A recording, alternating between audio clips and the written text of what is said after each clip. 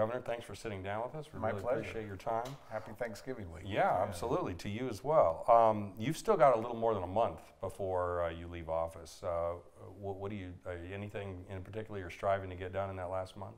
Well, we're busier than we've ever been. I just finished chairing the Board of Transportation, the Board of Examiners, the Board of Finance, the Homeland Security Commission, the Economic Development Board. So, the work continues, but my primary goal or priority is the budget and booking the budget, and second is our capital improvement plan. In other words, all the state buildings across Nevada, and then finally, what's really important is the bill package. So the governor's office and all the agencies get 100 bills, and we've been going through all of those bills and submitted. And my goal for the governor-elect Sisolak is to make sure that it's an easy transition for him. Of course, he's going to have his priorities and can put his his label on the budget, but we're preparing the budget as if I was going to be governor again. Yeah, and it would be really difficult for a major change. I mean, he comes in on I think it's the 6th, and he has to present the state of the state a couple of weeks later. It's not a lot of time to make big changes, so he'll probably be submitting essentially your budget. Well, that's a question to ask him, and we'll be sitting down in the very near future. I think it's a great budget. It continues the priorities with regard to K through 12 education, the Victory schools, the Zoom schools, the Read by 3, all-day K, pre-K, technology in schools, Nevada Ready 21, job training, investing in infrastructure. It goes on and on. But certainly I know when I came in, we had an opportunity to make some changes. At that time we had a $2 billion budget deficit. This time we're looking at depending on what the Economic Forum says, a $600 to $700 million surplus. Not bad, not bad. I'm sure he appreciates that. Have Yes. you met with him yet? We have spoken on the phone, but we have not sat down together. But I saw him just this past, I think it was Thursday evening at an event, and we had a brief conversation. So we're going to be sitting down soon. I really look forward to working with him. I know people have asked you this, and you're probably reluctant to answer, but who did you vote for in the election? I voted for one of the candidates on the ballot. One of the human candidates? Yes. So none of these candidates is not on one of the options? It is not. Okay, okay. You'll tell us someday, right? Someday I will tell you. Okay. Yeah. All right, I'll hold you to that. Yeah. So you, in your political career, you have beaten the head of the Nevada Democratic machine. You have vetoed a record number of bills. You've raised taxes twice. You are still the most popular politician in Nevada. What is the secret to that popularity, notwithstanding all of these other things? Now, first, I'm grateful for having had the opportunity to serve. I mean, it really has been a privilege and an honor to serve as governor of this great state. I think with any elected position, you have to build trust, and you have to show that your decisions are based on what you think is in the best interest of the people of Nevada. I have an old saying that if you're pleasing everybody, you're lying to someone. And essentially, I've taken all the experience in my career to bear to look at when I have a difficult situation, to get all the facts, look at it, and then make a principle-based decision. And I know that it upsets people, at least some of them do. And the feedback that I get is, people understand that it's not a decision based on ideology. It's not a decision based on partisanship. It's truly a decision that's based on what I feel is in the best interest of the people of our state. I mean, even some of the people whose bills you vetoed are your fans, like Ivana Cancella. She said, in fact, she claimed to be your #1 fan, notwithstanding the fact that you vetoed one of her bills that she later got passed in a slightly different form. No, and that's the rest of the story. And I have tremendous respect for Senator Cancella, and she really is an earnest, hardworking legislator that I think has a marvelous future. But she had a bill, and we met before the bill was even passed, and I told her my concerns with regard to the bill. It came to me. I did veto the bill, but I wrote a very detailed veto message that essentially laid out the roadmap for a bill that I could sign. To her credit, she came back and sat down with me. She developed a bill that was consistent with the veto that I had prepared, and we had a wonderful bill signing event, and we continue to be very friendly and someone that, as I said, is going to have a great future in our state. the only people who are outside the 65 or 70, whatever the percentage is of your approval, the only people seem to be outside seem to be your fellow Republicans. They're the ones who they say you're a rhino. One said you destroyed the Republican Party. Former Governor Bob List, who I understand is coming for dinner to the governor's mansion pretty soon. That might be a little awkward because he blamed you for the loss that Adam Laxalt suffered in the November 6th election. Does it bother you that some of those fellow Republicans that don't think that highly of you, whereas everybody else seems to like you? You know, it doesn't. It doesn't. And you know, I think if they sat down with me like we are, and I really took them through the decisions that I made. I mean, you talk about raising taxes. Obviously, that's associated with the commerce tax. Every dollar of that was dedicated through our K through 12 system. I don't think anybody would argue that our K through 12 system needed help and needed more investment. You know, on the other side of that, there's accountability. But at the end of the day, I thought it was very important to invest in our kids because our state wouldn't have a future without it. You know, with regard to Governor List, I know he was upset that night. He was a strong supporter of the Attorney General and his candidacy for governor. Perhaps you say things in the heat of the moment that you might regret later on. I'm glad that he's attending the former governor's dinner at the governor's mansion. And by the way, that's something that I'm starting. I thought it was really important to gather the governors with the governor-elect and have an opportunity for some fellowship and conversation. So I don't hold against Governor List, and you know, this is politics. And at the end of the day, you know, you aren't going to please everybody. I have to confess, I have not been to every Republican state convention since you've been governor. Have you ever gone to one of those? The ones I've gone to, I have not seen you there. It's been a while. It's been a while. Yes. No, it has been a while. But you're the titular head of the Republican Party in Nevada. No, and you know, I suppose, you know, for some, yes, others, no. You know, but that doesn't, the fact that I haven't been in attendance at a state Republican Party meeting doesn't mean that haven't been helpful to the party. I mean, not this cycle, but the cycle before, I raised a lot of money in terms of for Get Out the Vote and for Republican candidates. I went on TV, you know, I endorsed several Republican candidates, and you saw what happened in 2014. The Republicans took every single constitutional office. They took both houses of the legislature. You know, politics is cyclical, and you know, again, I'm a proud Republican, and will continue to be a proud Republican as time moves on. As you said, politics are cyclical. This time you endorsed a high-profile candidate, Dean Heller, who lost his seat. Is Nevada a blue state now? Well, I suppose time will tell. You know, certainly from what happened election night, I think a colorable argument could be made that it is definitely trending that way. I think part of politics, particularly in Nevada, is candidates, and you know, some things happen that are within a candidate's control or not. But I think the next election cycle will be the one that really determines where Nevada is. If Nevada is trending towards blue, what does that mean for the state? Is that a good thing or a bad thing in your mind? Well, I don't know. I mean, I've never thought of it that way, whether it's good or it's bad. It is what it is. I think at the end of the day, what's important is elected officials work together, that they seek compromise, that they have conversations with regard to public policy, and if there's a bill, a piece of legislation that affects everyone, hopefully they will talk. You know, I have a great friendship with the Speaker, Jason Frierson. I think he's a great leader. He's going to do a tremendous job. Kelvin Atkinson, who's the incoming Senate Majority Leader, is somebody that I know and respect and have worked with for a very long time. Governor-elect Sisolak, I mean, he's going to get on his feet and hit the ground running, hopefully, and I want to be helpful in that regard. And you know, I have no doubt that they'll sit down with Republican leaders and hopefully do what's best in the best interest of the people of Nevada. Well, speaking of Governor-elect Sisolak, are you going to do what the presidents do and write your successor a letter? And if so, what would you tell him in that letter? Well, that's actually might be a good tradition. I mean, I'm not aware if that has ever been done before.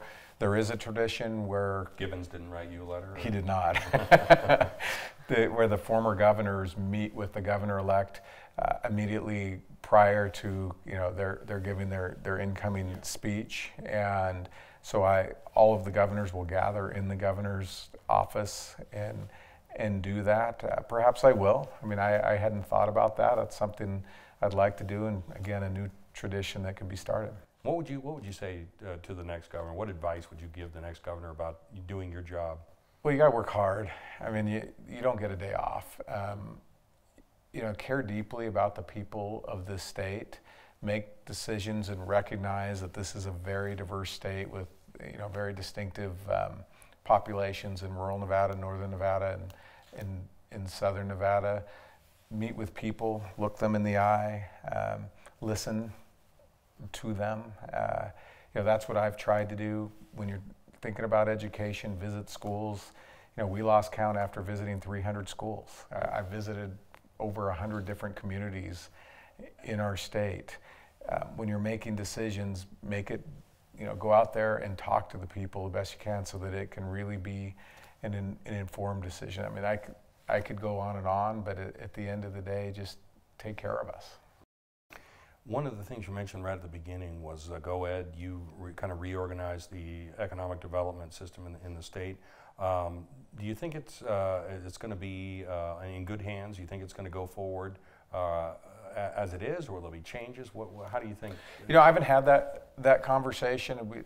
We just had a GoEd meeting that we approved companies, one of which was Google, which is making a $600 million investment here in Southern Nevada. There are some other technology companies, some big wins, some recycling companies, but really big wins for us, and companies that are relocating and not just expanding, but relocating their entire headquarters that have brought really good jobs with really high wages. So my advice is, if it isn't broke, don't try to fix it. And we've scrutinized those applications now, and we can be a little bit more picky with regard to the types of companies that we bring to our state. Paul Anderson, who's the director of the Governor's Office of Economic Development, has done an extraordinary job. So suppose my advice to Governor Sisolak, and I chair that committee. My understanding, I think, is the governor can give that chairmanship, or essentially designate someone else to do it. I would really encourage him to continue to sit so that you can see real time what's happening with regard to economic development, and just give it, learn what's happening and then make some decisions. You have so far never been overridden on a veto, on any bill you've ever vetoed in 8 years. There may be one asterisk on that, though, because you did veto IP1, which was question 5 on the ballot, the automatic voter registration at the DMV. And the voters voted to approve that. Do you think they were right or wrong to do that? I have great respect for the will of the people. And you're right, they voted overwhelmingly for that. The people have spoken, and as I said, I respect and appreciate that. With regard to my other vetoes, we'll see what happens. I have a list of those vetoes that are eligible to be called up. I mean, obviously I'm hopeful that they don't get overridden, but again, I've moved on, and the legislature has to make the best decisions it can. There is a supermajority in the Nevada Assembly. There is not a supermajority in the state Senate. We'll see what they decide. Yeah. Is there any bill on that list that you really, really think they should not override?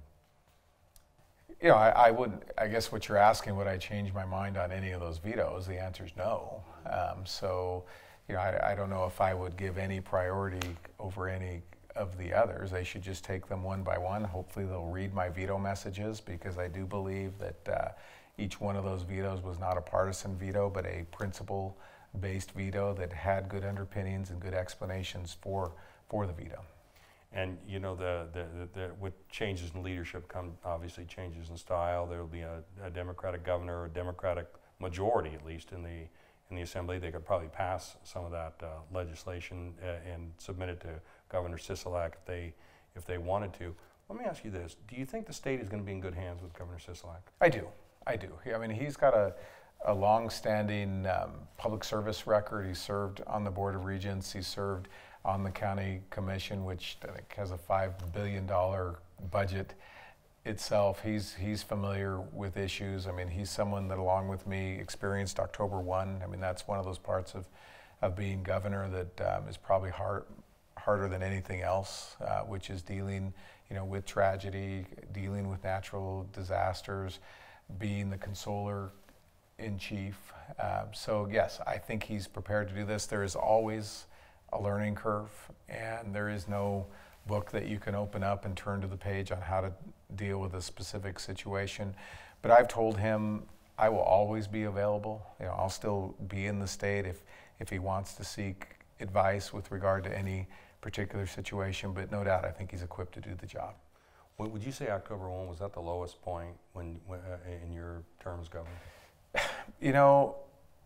That was, it continues to be really hard, and that has taken something out of me that you can never put back. And, seeing the suffering and seeing what happened, but at the same time, I would never take away from tragedies that have happened to other people. Every one of them in and of itself is devastating, just devastating.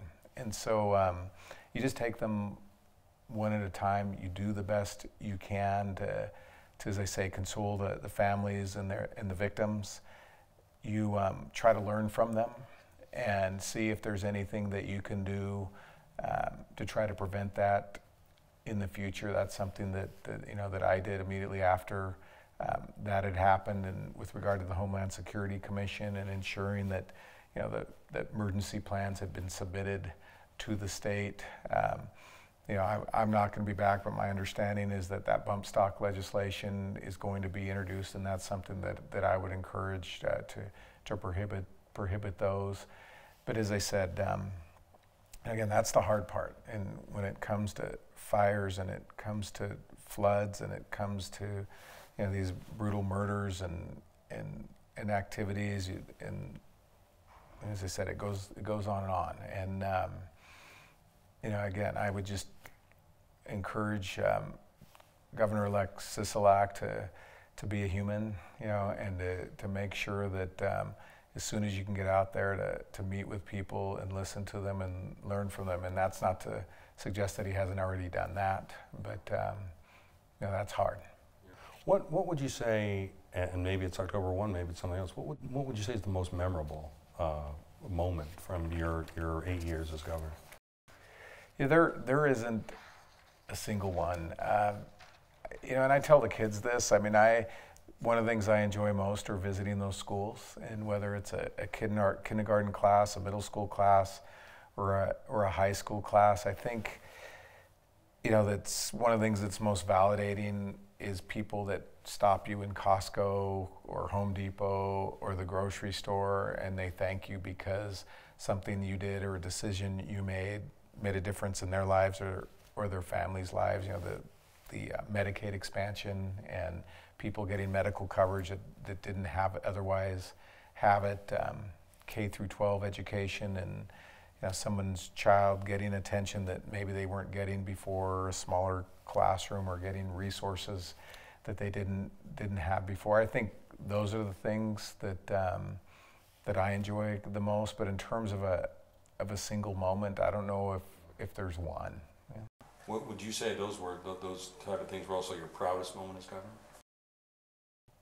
Well, I think, like I said, it's the individual ones. It's the ones you don't expect. It's the ones that are spontaneous. It's when you are in a place where you least expect to meet with somebody. And I tell everyone, and I tell the young men and women who are interested in public service, that there's a difference between wanting to do something and wanting to be something. And when you're in public service, it's a position of trust. And as I said, I'm grateful for having had the opportunity to be able to shape and mold and implement public policy in a way that hopefully has put this state on a trajectory, a positive trajectory that it will be on for a very long time. And it's those poignant moments when as I said, when you have these spontaneous conversations with people that really make it all worth it. You've said that wanting to make a difference is the motivating factor for all your public service in the assembly, as AG, as a judge, as I'm a gaming commission chairman. How would you tell people who aren't in positions of public service, who don't have those opportunities, how would you suggest to them that they can make a difference as well? I imagine you think that's available to everybody. I do, and it can be, I tell people a random act of kindness. Open a door for somebody at the store or the bank or wherever you are. Pick up some trash that's on the sidewalk. Smile at somebody, Let somebody in. I know you're always talking about traffic, let somebody in front of you. And if you want more than that, go out and volunteer. Find a nonprofit of your choice, and there is nothing greater than what you can give than your time, and do that. I know as governor, I make literally hundreds of appointments a year to boards and commissions, and we are always looking for people that are willing to give of their time. So no, you don't have to run for office. You don't. There are so many other opportunities that, I told someone the other day, drops make puddles, puddles make ponds, and ponds make lakes. And you do all those little random acts of kindness. You give somebody your time. You contribute a little bit of your money towards a cause that you believe in. That makes a difference in people's lives. What do you think you're going to miss most about being governor once you're out of office? I mean, other than sitting down with reporters like myself, of course. I'm going to miss that the most. No, I don't know if I won't know the true answer to that question until I'm finished.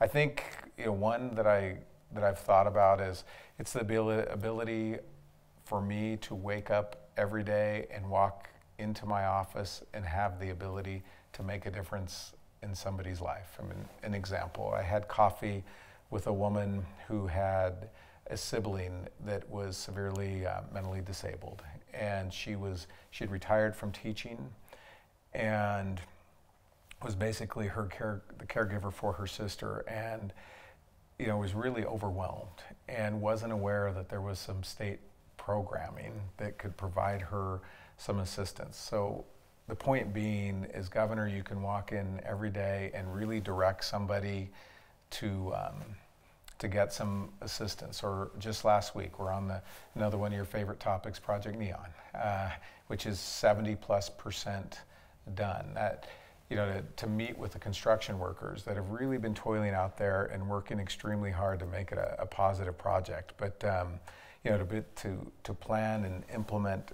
infrastructure, healthcare, education, and do it real time. So that's probably what I'll miss most. I'm sure you're going to get this question a lot, but if there was one thing that you could think of in your mind that if you had it to do over again, you could do it and get different results, what would it be? I think one, and I expected this question and thought about this before, was with regard to the mental health crisis that happened here at Ross and Neil. I wish I had recognized sooner how severe of a situation that it was. And I wish I'd been aware that situation existed before I became aware of it. Once I did become aware of it, that was a primary inspiration for me opting in on the Affordable Care Act, because it allowed for single childless adults to get mental health care. We've invested millions of dollars into our mental health care situation. I personally spoke with the Secretary of Health and Human Services, Sylvia Burwell, at the time, and negotiated an increase in the daily rate, which opened for a bed, a mental health hospital bed, which opened up thousands of more beds in the Valley. So that's one that really, as I said, I wish I had recognized sooner the severity of that situation and been aware of the severity of that situation at the time. In terms of speaking of healthcare, your record on healthcare is fairly clear, expanding Medicaid and having a state-based insurance exchange under the Affordable Care Act. One element of healthcare is the opioid crisis, and you've definitely addressed the opioid crisis. But there is a backlash. Channel 8's I-Team has documented extensively legitimate pain patients who are now having difficulty getting their medication because of the concern about addiction and overdose deaths and all of that. Do you think that things have gone too far one way and that legitimate pain patients are suffering as a result? I don't think we've gone too far. I mean, it is really a difficult public policy question because in no way, by adopting that legislation and sponsoring that legislation, did I intend to affect anybody who has legitimate pain issues and requires that type of pain medication. But on the other hand, you know, we were losing a Nevadan day to an opioid overdose. And we have reduced the prescription of opioids by over 30% in less than a year. So we've seen a dramatic improvement. I think it's going to take some more time to find that balance. And to anybody that has chronic pain and they've been affected this way, you know, I would be the first to apologize in terms of that happening to them, and hopefully they can continue to work with their physician. But you know, as I said, I've talked to families who've lost loved ones and friends who've lost loved ones, and I don't think there's any argument that there were way too many opioids out there. That 30% reduction, in your mind, is that 30% that was being overprescribed before? Well, I don't know if I have, you know, the expertise. I mean, I think there are a lot of different explanations for that. I think there are a lot of people out there who would have otherwise received opioids for pain relief that now know better, because part of the law is requiring extensive counseling before you take. Yeah. And then we also limited the amount of that initial prescription that you receive. So I think it's a combination of a lot of different things: awareness for the patients and awareness for the prescribers. Yeah. Now, speaking of drugs, the marijuana industry has taken off with the legalization of recreational marijuana. I know you opposed that as a ballot measure. The voters again spoke on that. Now it seems to be everywhere. There's huge conventions. In fact, last week at a huge convention that was there, people have called for marijuana lounges here in Nevada. Do you think Nevada's going too far, too fast? Well, and as you said, I didn't support it. I wanted to have the best regulated recreational marijuana system in the country, and I think we've done a very good job of that.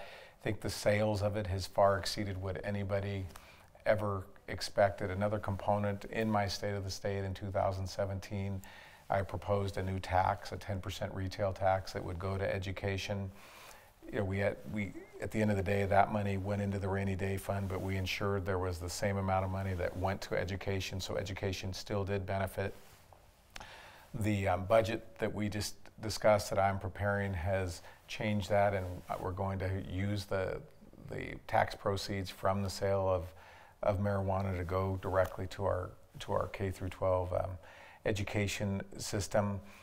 You know, it's no secret I've been opposed to the pot lounges, and I don't think that's something that would be a good thing. I think that it's only been a year and 3 months or 4 months since the recreational sales started, so I think we should be very careful, we being the state, we being policymakers, in terms of doing too much too soon.